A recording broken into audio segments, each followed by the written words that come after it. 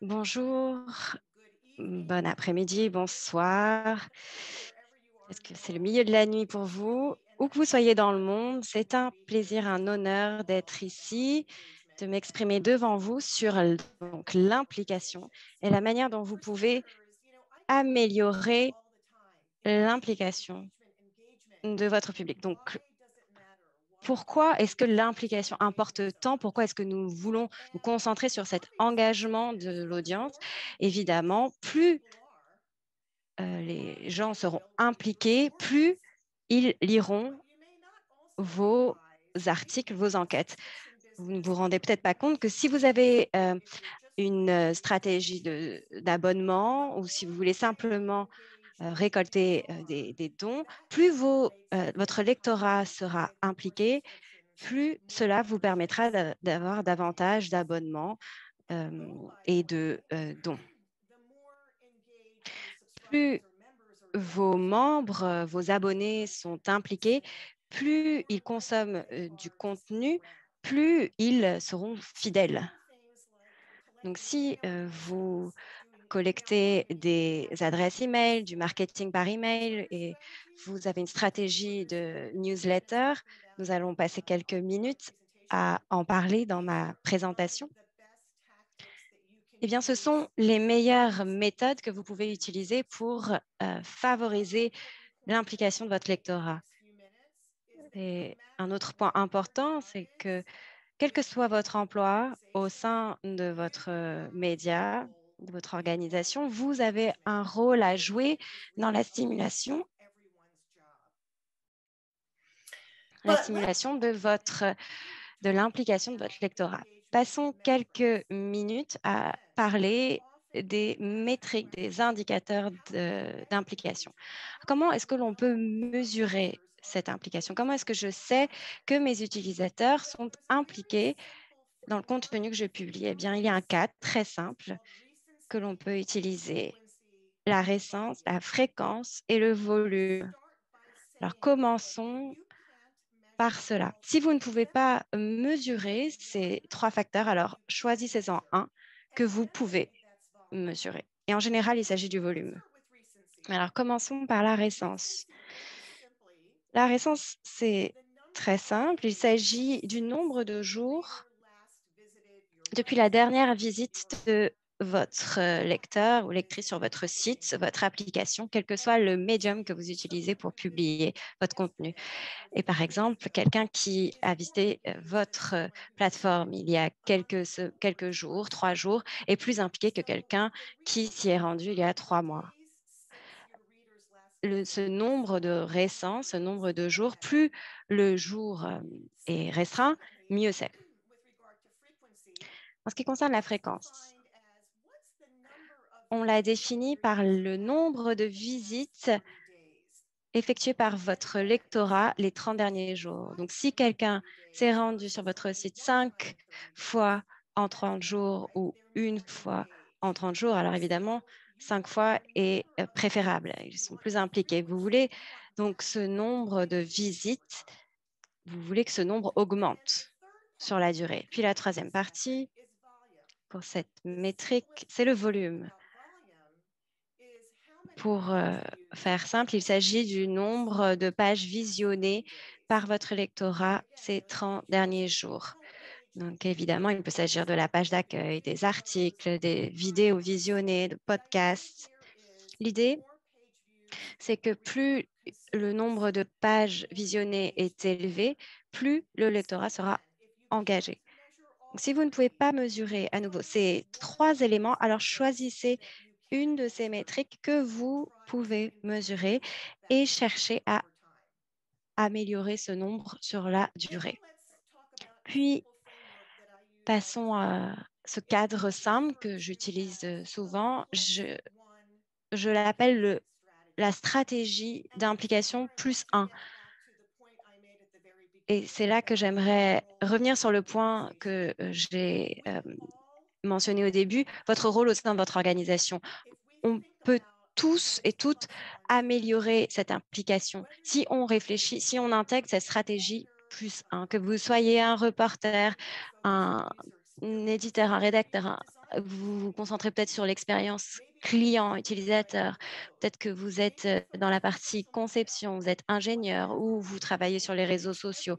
Quel que soit votre rôle, réfléchissez à ce que vous pouvez faire chaque jour pour encourager les visiteurs à cliquer sur une page de plus, à lire un article de plus, regarder une vidéo de plus, écouter un podcast de plus.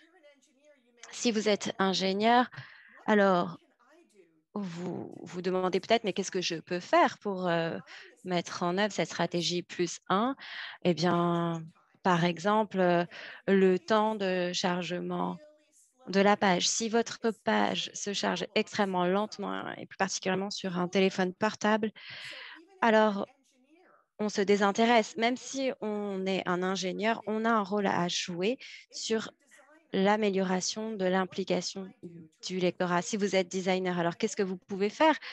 Eh bien, par exemple, votre engin de recherche, l'expérience utilisateur. Moi, je crois fortement que quel que soit votre rôle au sein de l'organisation, il y a certaines choses sur lesquelles vous pouvez vous concentrer pour améliorer cette implication. Qu'est-ce que je peux faire pour encourager notre lectorat à faire une chose de plus? Lire un article de plus, regarder une vidéo de plus, écouter un podcast de plus, cliquer sur une page de plus. Et parlons désormais des meilleures pratiques de cette stratégie plus un. La première, et je suis sûre que vous la connaissez tous et toutes, c'est la newsletter, le bulletin d'information. Et nous en parlons davantage un peu plus tard. Les newsletters, ce sont une manière essentielle de stimuler cette implication. Par exemple, je reçois la newsletter de CNN chaque matin et à la première heure, CNN me dit quelles sont les 5 choses à savoir aujourd'hui. Donc, un exemple très simple de commencer une newsletter. Et puis, deuxièmement, les alertes d'actualité. Je suis sûre que vous connaissez cela en tant qu'entité d'enquête d'investigation, en tant qu'éditeur. Peut-être que vous n'avez pas des actualités tous les jours, mais vous en avez à publier lorsque vous publiez une enquête. Alors, mettons ça en avant. Simplifions cela pour que le lectorat puisse sauvegarder, partager des articles. Simplifier la manière dont les utilisateurs s'inscrivent à votre newsletter. Un exemple du Washington Post ici avec une conception, un design très simple, très créatif qui permet de s'inscrire à des mises à jour sur la COVID-19. Vous voulez vous assurer que votre site, votre application soit conçue de manière intuitive pour trouver les bons articles. Par exemple, ici, on voit le Guardian. Et quand je me rends sur leur site Internet, je peux voir cette encadré en haut à droite avec les articles les plus lus. Ça m'incite à lire, à cliquer sur ces articles et intégrer également des liens vers d'autres articles. Exemple ici avec le New York Times, on voit 2 liens dans un paragraphe vers 2 autres articles. Les retours des lecteurs et renforcer votre communauté grâce à des événements virtuels. On voit un exemple de votre collègue du bureau local sur un événement le 14 mars. Voilà donc quelques exemples pour stimuler l'implication du lectorat. Comme je vous l'ai dit, les newsletters, ce sont une stratégie essentielle. Donc, si vous ne connaissez pas cet homme, Dan Oshinsky, vous devez consulter ses travaux, le contacter. Il est le gourou de l'email et de la newsletter. Si vous allez sur le site notanewsletter.com, vous pouvez recevoir sa newsletter mensuelle. Alors, il appelle ça une not a newsletter, pas une newsletter. Et chaque mois, il envoie différents conseils sur la manière dont on peut améliorer sa newsletter. Et Dan nous explique qu'il y a 5 règles pour créer des emails, des newsletters appréciés par le lectorat. Donc, la première règle, le contenu est roi, mais la distribution est reine et c'est elle qui porte la culotte. Alors, ce que ça veut dire, comme on le sait, donc le contenu est roi, mais et sans bon contenu, on n'a rien à partager. Mais il faut pouvoir le distribuer, le communiquer. Et pour ce faire, on utilise des newsletters. Et c'est pour cela qu'elles ont une grande valeur. Deuxième règle, créer des habitudes, des routines. Et c'est là que, à nouveau, les newsletters sont extrêmement utiles puisque si on s'est inscrit à votre newsletter journalière, alors chaque jour, ces personnes vont vouloir consulter votre contenu. Si vous n'avez pas la capacité de publier une newsletter journalière, alors envoyez-en une par semaine, une par mois. Mais permettez à votre lectorat de s'habituer à recevoir cette newsletter, mais également en cliquant et en utilisant la newsletter pour être davantage impliqué avec votre contenu. Troisième règle, commencez par créer des fondations de base et simplifier cela. Donc, réfléchissez au contenu de votre newsletter. Est-ce qu'il s'agit d'un service que vous fournissez? Est-ce qu'il s'agit d'un service d'utilité publique? Est-ce qu'il s'agit d'une newsletter qui a une personnalité si c'est le rédacteur en chef qui l'envoie? Donc, on commence par ces bases. Quatrième règle, et c'est essentiel, la confiance est difficile à gagner et facile à perdre. Il est essentiel que lorsque l'on s'inscrit à votre newsletter, on ne vend pas cette liste d'emails ou on ne s'en sert pas de manière non intentionnée. Et cinquième règle, la direction, l'orientation est plus importante que la vitesse. Donc, commencez, réfléchissez à l'objectif de cette newsletter. C'est plus important que de la publier rapidement.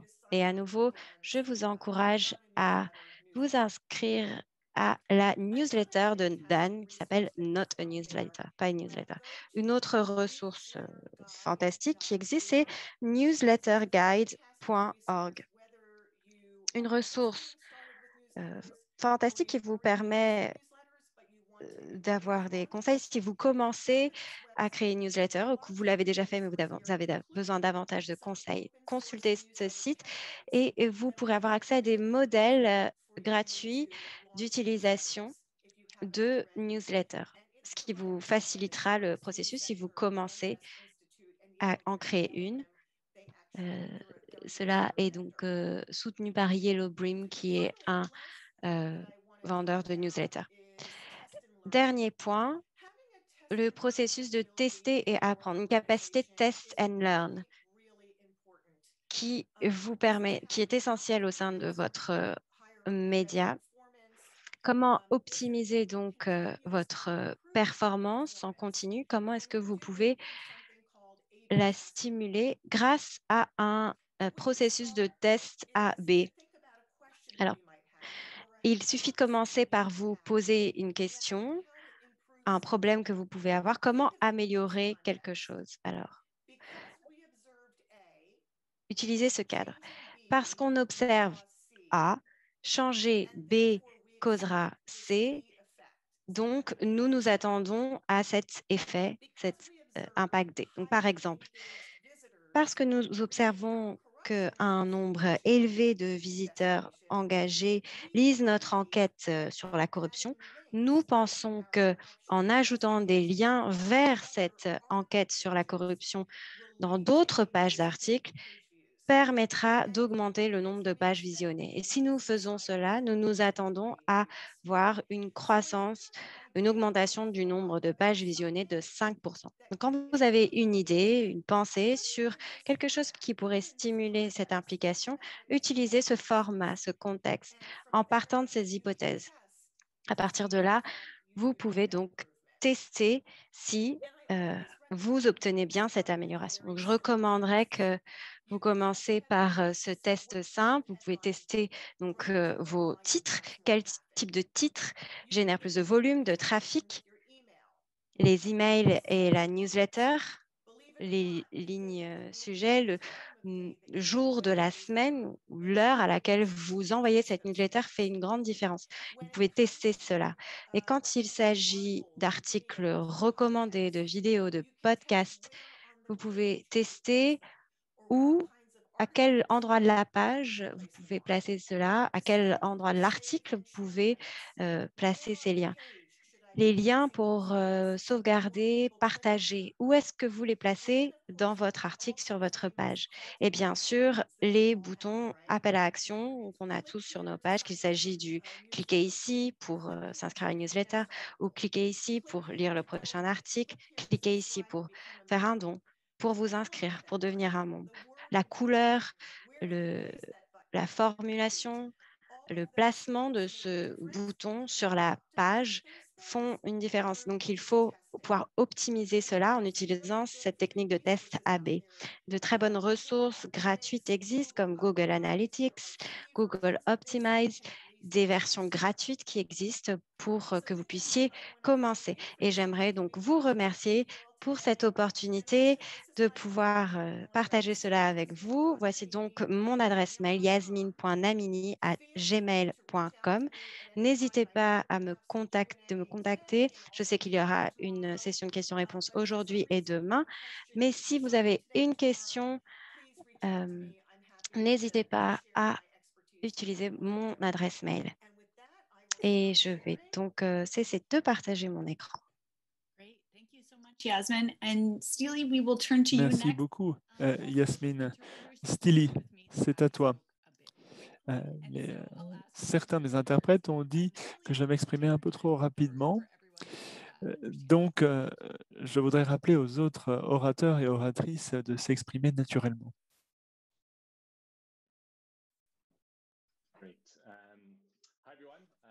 Bonjour à tous. Merci de m'avoir invité. Je suis au Cap, en Afrique du Sud, et je vais partager un exemple d'une investigation que nous avons menée au sein de Daily Maverick en 2019. Enquête qui nous a permis de maximiser nos efforts et de mieux les déployer. Un peu de contexte. En 2019, nous planchions sur une enquête potentiellement explosive qui était relative aux frais personnels du troisième plus grand parti d'Afrique du Sud, l'EFF. Nous avions été informés que le leader du parti avait dépensé à peu près 250 000 dollars. Et cela était financé par des paiements qui avaient été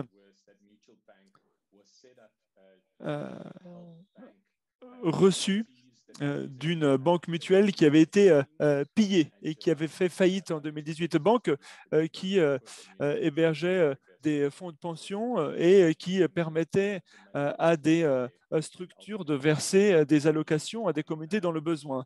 Donc, cet argent a été pillé puis dépensé par ce chef de parti politique. Donc, c'est un coup double en quelque sorte.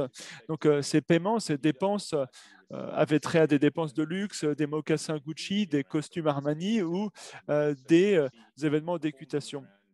Et on voit qu'un salaire annuel d'un parlementaire s'élève à 87 000 dollars. Donc, ces 250 000 dollars de dépenses étaient considérablement plus élevés que son salaire habituel. Au total, ce sont près de 10 millions de rands, donc environ un peu plus de 500 000 dollars qui avaient fini sur le compte de ce responsable politique. Donc l'idée, c'est de faire émerger la vérité et de défendre la responsabilité. Donc, il fallait naturellement mener une bonne enquête sur un sujet qui est d'un grand intérêt pour le public. Mais il y avait également d'autres objectifs auxiliaires, notamment la nécessité de réaliser une bonne investigation et de ne pas s'exposer à des poursuites. Il faut également déployer cette investigation et la rendre attirante pour le public. Il faut également toucher le plus d'individus possible, bâtir une atmosphère de confiance et faire connaître sa marque pour capter de nouveaux publics pour Daily Maverick.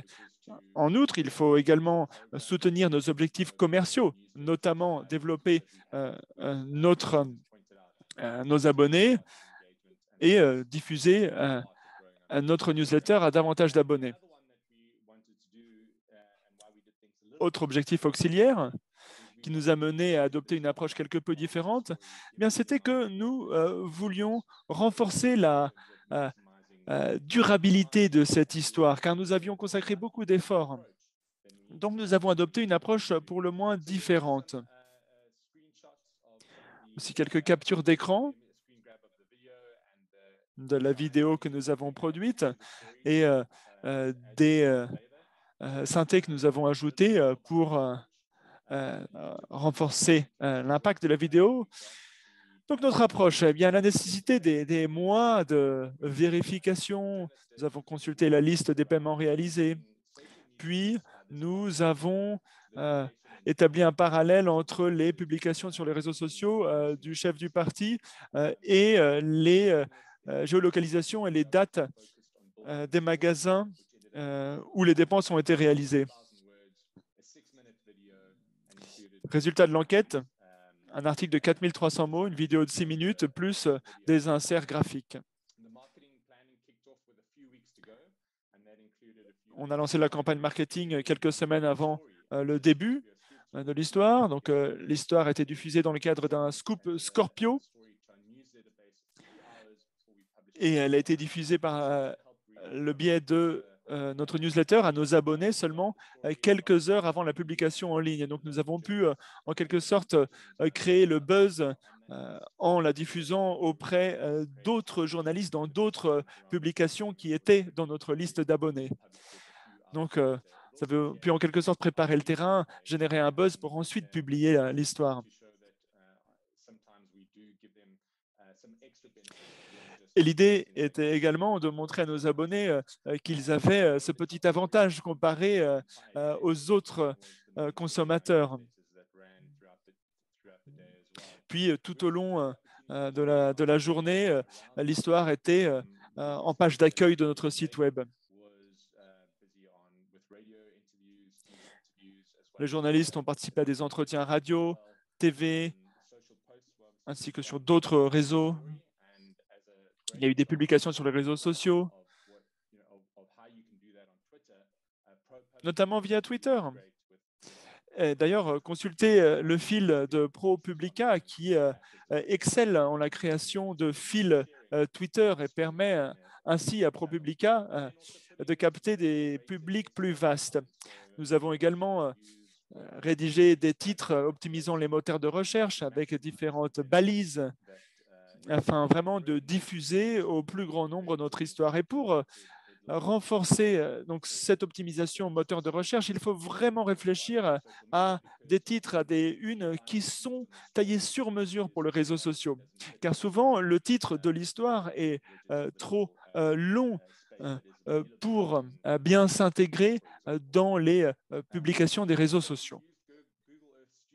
Nous avons également utilisé Google Earth Studio pour réaliser des infographies avec les différents lieux qui étaient concernés et qui étaient traités dans l'histoire. Donc, nous pouvions ajouter donc des inserts graphiques pour vraiment enrichir le récit, plutôt que de mettre une simple épingle sur une carte. C'était la première fois que nous utilisions Google Studio. Vraiment, bonne façon d'enrichir l'histoire. Voici la mouture de la newsletter. On voit également des dessins, des caricaturistes. Zapiro, notamment, un des plus grands caricaturistes d'Afrique du Sud. Et on voit également ce responsable politique qui se présente comme un Robin des Bois qui, en réalité, ne prend pas aux riches pour donner aux pauvres, mais le contraire. Donc, on voit ici d'autres analyses, d'autres articles de suivi qui ont été publiés par la suite.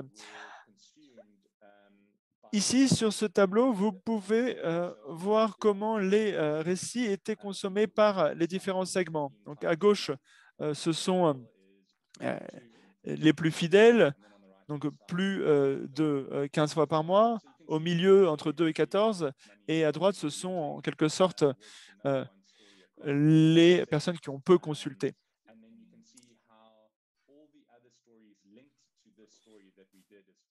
Donc, on voit que tous les autres articles qui ont été publiés, les articles de suivi, ont dominé ces listes. Mais on voit que le public le plus engagé, eh bien, lisait principalement les articles liés à cette enquête. Nous avons ainsi publié 11 articles liés à cette enquête. L'article principal a collecté 267 000 impressions, avec 8 minutes 41 en moyenne de présence sur la page. Sur ordinateur de bureau, donc 18%, 11 minutes de temps sur la page, mobile 75%, 7 minutes sur la page, et 50% étaient des nouveaux visiteurs sur le site Daily Maverick.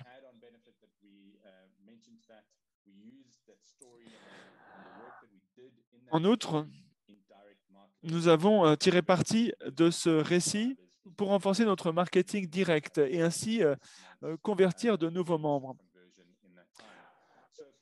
Aussi, cet article nous a permis d'avoir notre meilleur mois jusqu'à présent. Nous avons donc réellement pris le temps de planifier les efforts que nous avons déployés. Nous avons réfléchi au sein de l'équipe de rédaction. Nous avons également réfléchi aux articles de suivi. Nous avons planché sur le marketing qui se devait d'étayer la durabilité de cet article. Il s'agissait vraiment pour nous de dominer le paysage médiatique sud-africain, et ce pendant plus d'un jour, ce qui habituellement était c'est fréquent par le passé. Donc, il y a eu la vidéo avec le Google Earth Studio, il y a eu tous les articles de suivi, les inserts graphiques. Tous ces éléments, c'était la première fois que nous les mettions en œuvre. Et cela s'est ressenti directement sur le nombre d'impressions et le temps passé sur le site, mais également, comme je le disais, sur la captation de nouveaux membres. C'est tout pour moi. Je me réjouis d'avance de répondre aux questions lors de la session questions-réponses. Formidable, Steely. Merci beaucoup. Je vois qu'il y a déjà d'excellentes questions dans la section questions-réponses. Alors, je vais en poser une en 2 mots, puis je passerai la parole à Rose. Rose Saline. As-tu envisagé de co-publier une telle enquête avec un autre organe afin de potentiellement la diffuser au plus grand nombre? Nous ne l'avons pas fait pour ce projet, mais nous l'avons fait par le passé. Nous avions donc collaboré avec d'autres publications par le passé pour des sujets que nous estimions d'une si grande importance qu'il apparaissait normal comme faire une copublication.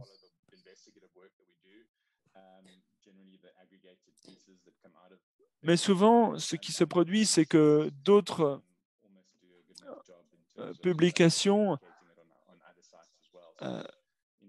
agrègent en quelque sorte nos histoires. Et donc, si vous faites une recherche Google sur cette histoire, eh bien, notre article, le Daily Maverick, n'apparaît qu'en 3e place sur les résultats de recherche. Donc, il y a d'autres publications qui également présentent ces résultats. Comme je le dis, c'est très rare que nos enquêtes ne soient pas récupérées et agrégées par d'autres publications. 8 minutes par page, c'est impressionnant. Merci beaucoup, Steely. Rosaline, c'est à toi. Bonjour à tous, j'espère que vous m'entendez bien. Je vais vous présenter quelques dias. Je vais partager mon écran dans un premier temps.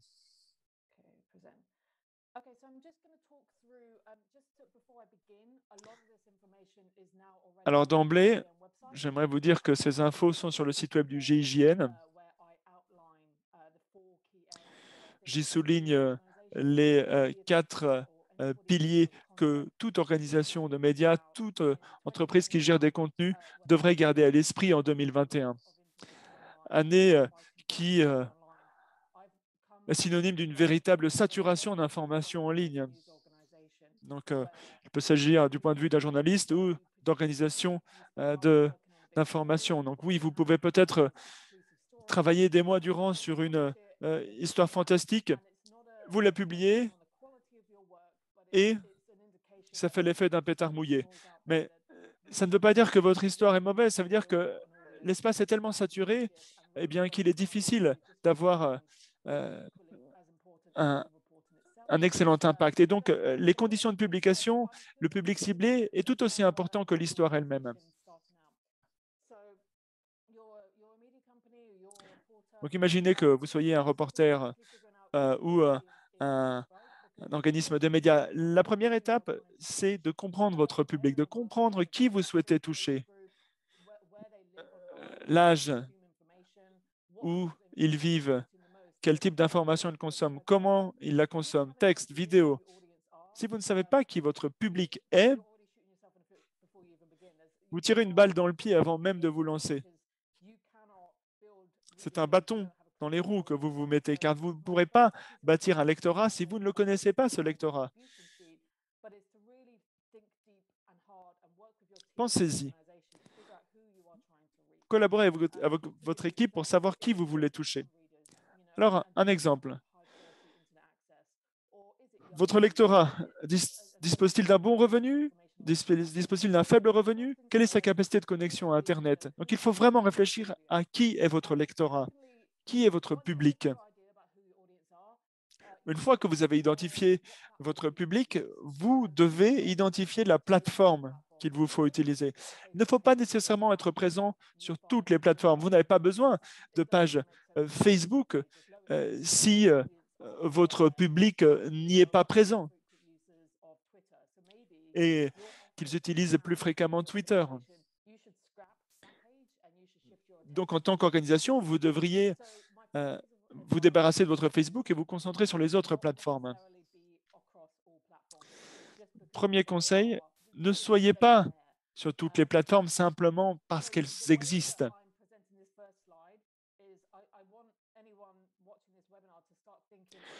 Je veux que chacun qui assiste à ce webinaire soit conscient que les plateformes pourront muer, mais que le contenu demeurera le même. D'un seul coup, Facebook avait lancé Facebook Live, ou peut-être qu'il y a TikTok qui vient de débarquer et que c'est une illumination. Mais non, il ne faut pas nécessairement se saisir de ces plateformes parce qu'elles viennent d'être inventées. Voici comment je prends en compte les plateformes. Donc, il y a la communication unilatérale. Vous diffusez auprès d'un public. Donc, il faut réfléchir à la possibilité pour le public de commenter, de donner des retours. Et sur ces plateformes, vous ne pouvez pas faire cela. Vous ne pouvez pas avoir de réponse du public. Donc, il faut réfléchir si cela vaut le coup d'investir dans un tel type de communication unilatérale comme une newsletter.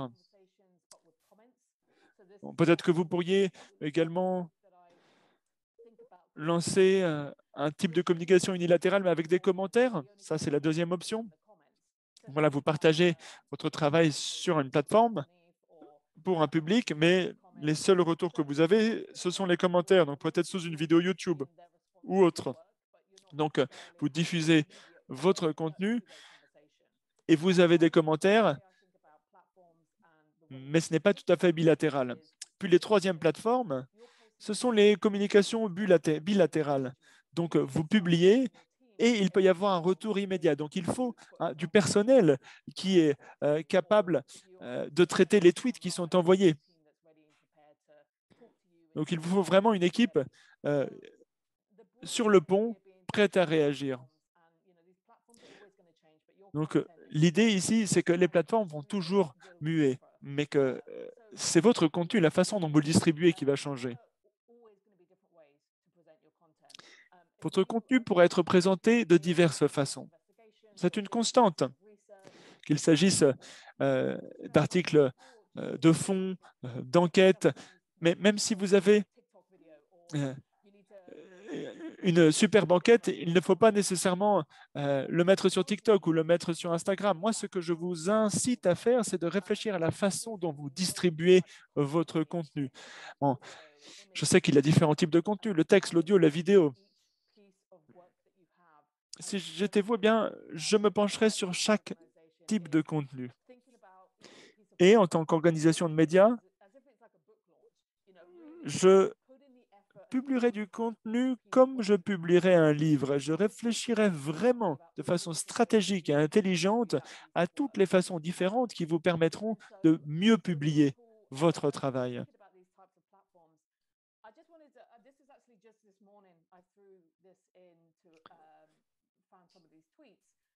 Alors voilà, j'ai trouvé quelques-uns de ces tweets ce matin et c'est récurrent.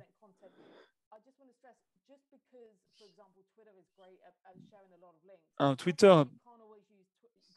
partage beaucoup de liens en général, mais ça ne veut pas dire que vous ne pouvez pas utiliser Twitter pour conter une histoire. Ce n'est pas parce que Instagram est axé sur les photos que vous ne pouvez pas partager de l'audio. Certes, les plateformes se présentent d'une certaine façon, mais vous pouvez les utiliser différemment. Voyez ce fil sur Haïti à droite, un fil viral qui a tiré parti d'une grande capacité de narration et qui a pu faire valoir un sujet via un fil viral. Et c'était vraiment une présentation très simple d'une enquête, mais de façon très digeste, très visuelle. Donc vous vous dites peut-être qu'en tant qu'organisme de médias, vous avez cet article de 3000 mots, donc réfléchissez à sa publication potentielle sur Twitter en fil. Est-ce qu'il est possible de la partager sur Instagram, cette enquête? Agi+ s'en sort très bien. Il n'inclut pas forcément des liens ou des liens vers des vidéos dans leurs tweets, car ils sont conscients que l'important, c'est de renforcer la conscience envers Agi+, sans pour autant rediriger vers une chaîne YouTube. Il s'agit vraiment de développer leur visibilité sur cette plateforme. Donc, il se peut qu'ils publient quelques simples tweets à propos d'une histoire publiée ce jour-là. Alors, je ne veux pas pointer du doigt le Guardian, mais regardez ce tweet. On voit que le descriptif du lien, c'est le même texte que le tweet. Ils auraient pu ajouter davantage de contenu, mais ils ont simplement répété le même contenu. Ils auraient tout simplement pu intégrer la vidéo, puis ajouter le tweet avec un lien vers un autre article avec plus d'informations. Et puis regardez également l'image. Alors, si vous tentez de capter l'attention des lecteurs, le titre, l'image que l'on voit intégrée dans le tweet est essentielle. Il faut trouver des moyens de capter l'attention des lecteurs. Et il faut pour cela comprendre le rôle de leur fil Facebook. Il faut réfléchir à la limite du nombre de caractères.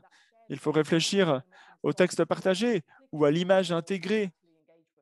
Incite le lecteur à cliquer. Tout cela a de l'importance. On blague souvent sur les lecteurs qui ne lisent que les titres. Bien, oui, mais il faut au moins qu'ils le lisent, ce titre, et peut-être qu'ils vont cliquer, mais oui, donc les titres sont essentiels en matière de consommation de l'information. Donc, quelques mots à propos des indicateurs. Les indicateurs n'ont pas beaucoup d'importance si vous n'avez pas d'objectif. Donc, qu'est-ce que le succès?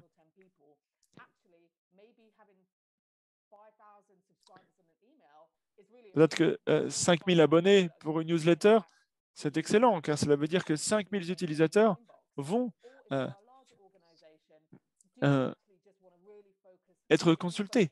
Mais si vous êtes une plus grande organisation,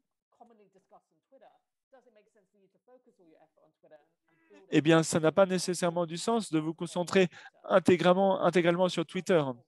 Donc, il faut vraiment réfléchir à ce qu'est le succès pour votre organisation et euh, de réfléchir à où votre public consomme de l'information en ligne. Bon, le trafic Internet, c'est bon. J'entends beaucoup de personnes nous dire qu'ils veulent beaucoup de lecteurs, mais le trafic, ce n'est pas nécessairement synonyme d'impact. Et il y a tellement de choses que l'on peut faire pour améliorer la situation. Alors, je serais ravi de vous en parler davantage. C'était une version très résumée de ce que j'ai fait sur le site web du GIGN. Et je peux répondre à vos questions. Merci beaucoup. Je souhaitais simplement souligner certains des points que vous avez partagés. Quelques commentaires ont été postés dans la section de questions-réponses. Je vous remercie à tous les trois pour ces conseils pratiques, concrets. J'aimerais demander à Anna de nous rejoindre, qu'elle puisse partager les questions qui ont été posées. Merci beaucoup. Des informations extrêmement utiles. Je vais commencer par une question de Yasmine. Pour Yasmine, qu'est-ce que l'implication, l'engagement veut dire? Est-ce que le contenu peut, la consommation du contenu est considérée comme une implication, un engagement? Alors évidemment, oui. C'est une partie essentielle de cette mesure de l'implication, mais par exemple, s'inscrire à une newsletter, techniquement, ce n'est pas considéré comme la consommation, mais c'est une implication, puisque ça veut dire qu'une personne souhaite obtenir davantage de contenu de votre média. Si vous avez organisé un événement, ces personnes qui participent à vos événements en ligne ou en personne, c'est considéré comme une forme d'implication. Écouter des podcasts également. Donc, toutes ces manières qui permettent à nos lectorats d'interagir avec nous. L'implication, c'est en fait la construction d'une relation, d'un lien avec votre lectorat. On parle beaucoup de consommation parce que c'est facile à mesurer. C'est un outil très simple, par exemple Google Analytics, qui nous permet de mesurer le nombre de personnes qui ont consulté notre site, la durée qu'ils ont passée sur nos sites. Et si on ne mesure pas l'implication aujourd'hui, si on ne le fait pas déjà, alors commençons par des mesures simples, des indicateurs simples. Et avec le temps, on peut les rendre plus sophistiqués. Il faut penser à cela comme la manière dont on peut construire un lien, une relation avec le lectorat. Parfait. Merci beaucoup. Une autre question pour Silly. Vous nous avez parlé d'une stratégie multimédia avec le marketing, des enquêtes d'investigation, les sites Internet, vidéos, réseaux sociaux et les stratégies de communication diverses. Quand est-ce que vous avez décidé qu'une stratégie multimédia était appropriée pour votre enquête? Est-ce qu'il s'agissait donc de l'impact? Vous avez pris en compte l'impact de votre enquête? Avec cette enquête, on savait qu'on allait toucher une des principales figures politiques du pays, donc on savait qu'il y allait y avoir des répercussions considérables. Et donc, à l'époque, on avait réfléchi à la manière dont on pouvait faire durer cette enquête le temps, dans le temps. Et comme ces transactions avaient eu lieu dans le pays, dans tout le pays, alors une cartographie de ces dépenses était facile à créer, et on a donc réfléchi au format de publier ces informations. On avait constaté qu'à l'époque, Google Studio n'était plus disponible, et donc on a consulté notre équipe multimédia. On a eu une conversation à ce sujet. C'est la nature de notre enquête qui nous a menés, qui nous a poussé à cartographier ces données. À ce sujet, combien de personnes étaient impliquées dans ce marketing? Quel, quel, quel, quel nombre de personnes? Quel est le nombre de personnes impliquées? Alors, on n'avait pas une équipe extrêmement élargie. On voulait s'assurer que la newsletter était envoyée aux abonnés. On s'est assuré que cela allait ressortir dans la newsletter.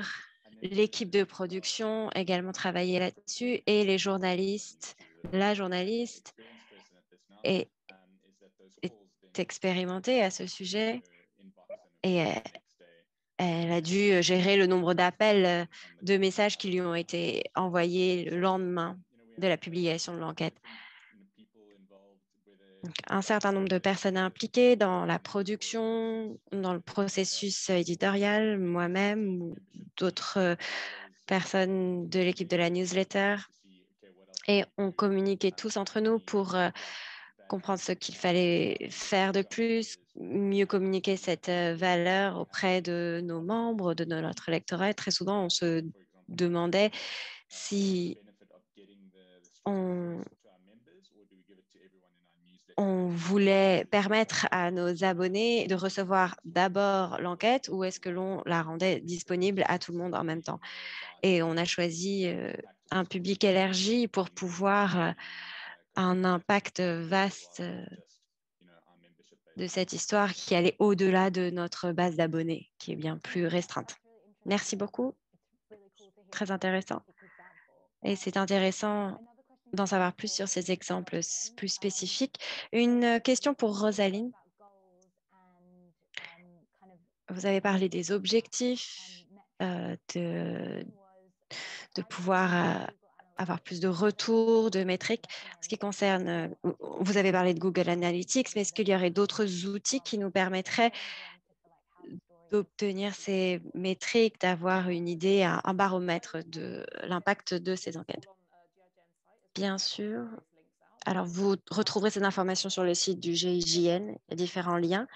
Et cela dépend d'une implication par le biais d'un site Internet. Dans ce cas-là, Google Analytics vous permet de comprendre le nombre de personnes qui consultent votre site,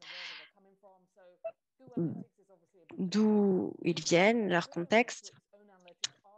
Il y a également un outil d'analytique de Twitter et Facebook qui vous donne un aperçu sur le mois. Mais si vous êtes une organisation avec un budget restreint, alors cela vous permet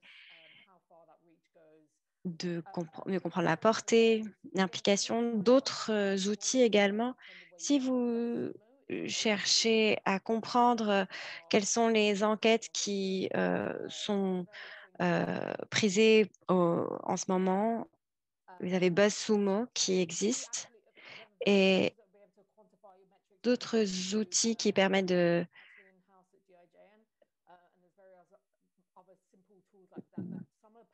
des outils assez simples qu'on utilise par exemple au GIGN, des outils qui sont très abordables, des outils gratuits.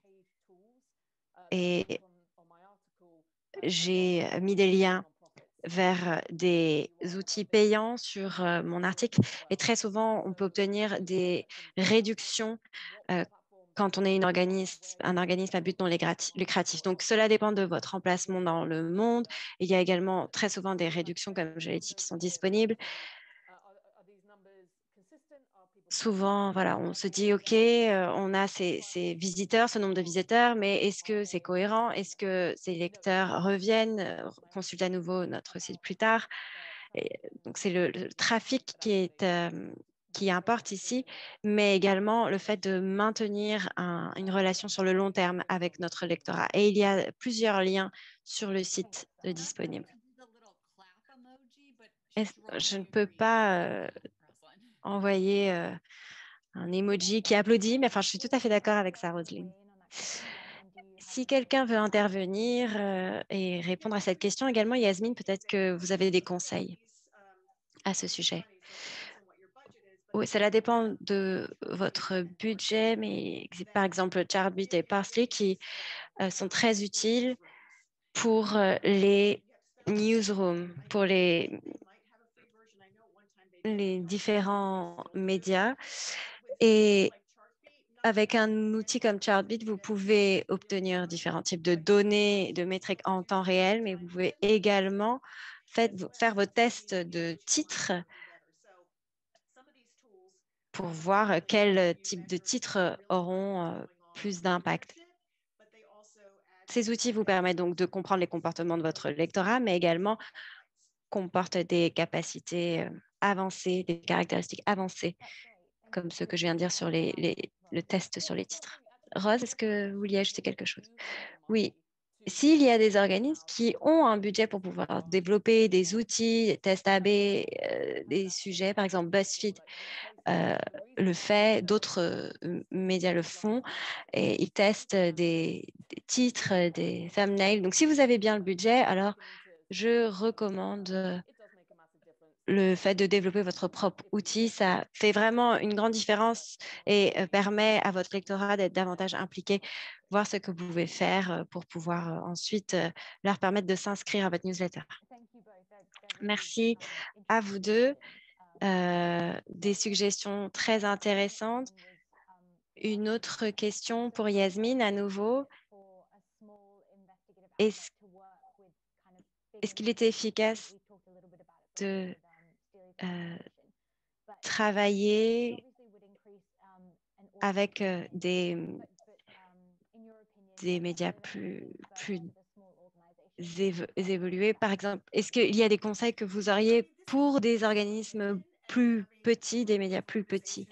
Moi, j'ai travaillé avec des organisations qui travaillent en partenariat, en effet, et qui produisent leurs enquêtes en partenariat avec d'autres médias. Et ça peut être très utile pour un certain nombre de raisons. Pour commencer, vous pouvez toucher un plus large public. Et ici, il s'agit d'identifier qui va pouvoir tirer parti de cela. Vous voulez vous assurer que la marque, la réputation de votre organisation est bien placée, bien présente, que ça n'apparaisse pas que simplement comme une enquête qui a été produite par votre partenaire. Et ça peut également vous aider à renforcer la crédibilité de votre marque. Ça vous donne une accroche, ça vous permet d'être plus dynamique. Si votre co-rédacteur en chef est également dynamique. Donc, vous pouvez, si vous avez l'opportunité de co-publier avec d'autres marques de qualité, alors ça peut être une technique efficace en vous assurant que votre marque, votre média est bien citée et qu'elle est citée dans l'enquête, dans les titres, dans le projet. Formidable.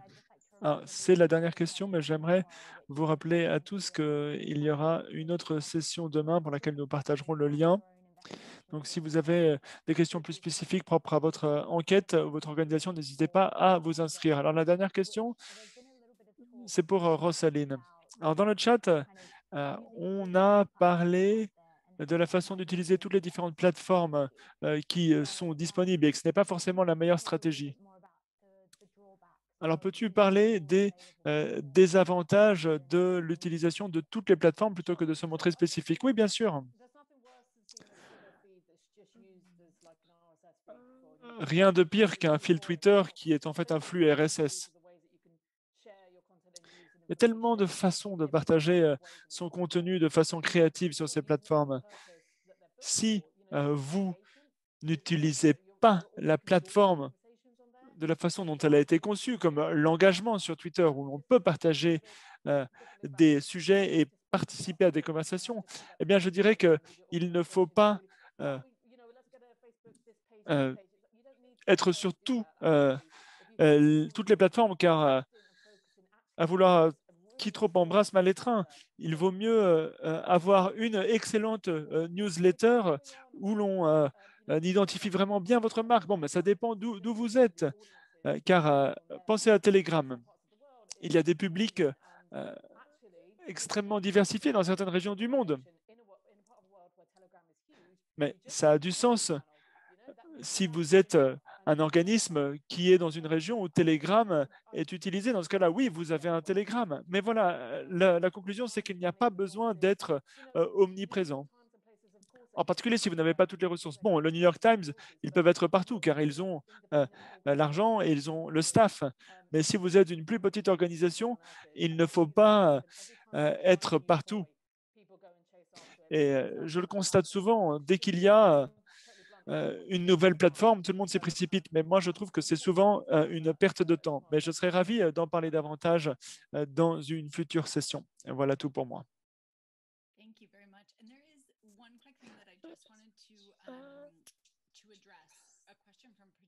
Alors, il y a une question de Patricia dans le chat que j'aimerais aborder. Patricia nous demande des astuces relatives à la façon dont on peut réfléchir à l'engagement lorsque l'on travaille sur une histoire, lorsque l'on est à la recherche des faits. Donc, est-ce que ça peut façonner l'enquête? Je pense qu'il y a une règle d'or ici. Que veut découvrir votre public? Alors, au groupe, sur la recherche du public, on réfléchit à cela. On utilise des exercices pour le faire, avec des phrases, avec des ellipses. Et on essaye de réfléchir à ce que veut le lecteur, à ce que recherche le lecteur. Alors, il y a un centre pour l'investigation en Californie qui a mené une enquête sur l'immigration illégale, entre guillemets, au début du mandat de Trump. Et un jour, ils ont eu une question qui était la suivante.